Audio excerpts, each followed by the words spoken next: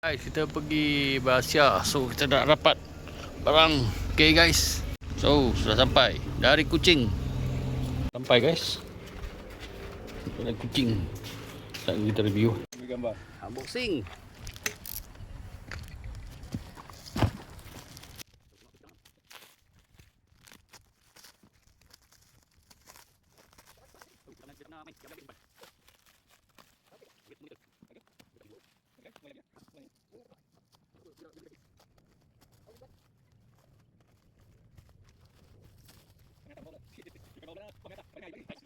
Kita guys.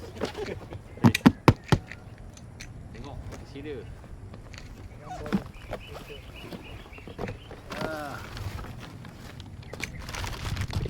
Apa? Itu body. Nampak ada wheel. Boleh. Bateri C plug.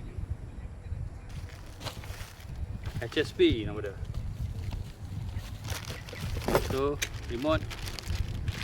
Satu Baru dalam tayar drift. Tayar drift 4 biji tak pakai ke. Cepat. Ada commission gear. cepat dia. Ya. So charger dia pakai iMac. Boleh lah iMac. So tengok Melekat. dia punya ni. Kotak sekali.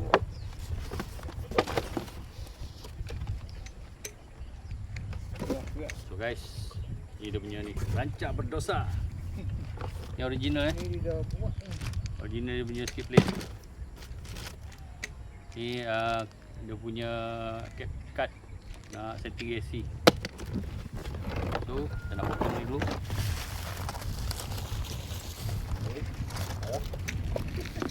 Tahu sampai. Sekarang ni kami di London EV. Tengok EV lalu belakang. Musim EV. Musim EV. Pula. Lalu lah. Tinggal dulu. Okay guys. Ya. Okay, bawah semua dah alloy ya. Kelajuan tu kita tak tahu lah. So kita tengok dia punya mesin dalam.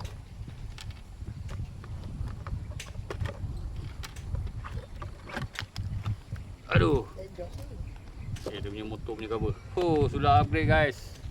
Tengok sudah upgrade. Ada heatsink. Ada trompet. Servo pun dah tukar 60 gram lah servo. So ESC pun sudah padu. Ini memang RTR lah, ready to run. Okay, tayar pun tak ni bawah ni bersih lagi. Airport guys.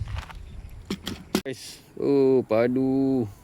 Boleh lah kita try main kembali balik pada RC. Sing pun sudah padu. Okay guys, kita try pasang bateri. Kita nak try perangin lah. Kita dah ni. So bateri dan storage mode ni. Okay, tak apa, kita try dulu sikit. Kita try on switch dulu. Okay.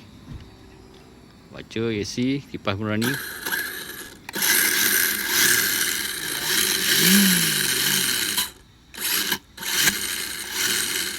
Okay, cuma banyak skru yang longgar ni. So kita kena repair dulu kot tensioner dia.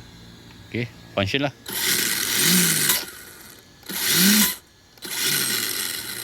Oh, tengok servo pun. Dah laju. Oh. Laju lah. Okay. Dia running. Okay. Okay. Bukan kaleng-kaleng yang laju. Tak sesuai lah kita test kat sini. Sayang barang baru ni. Di sana. Jauh sikit.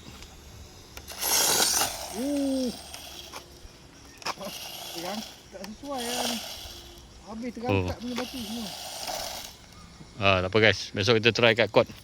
Sayang pula nak test ni linjan dia. Okay, ni dah dia.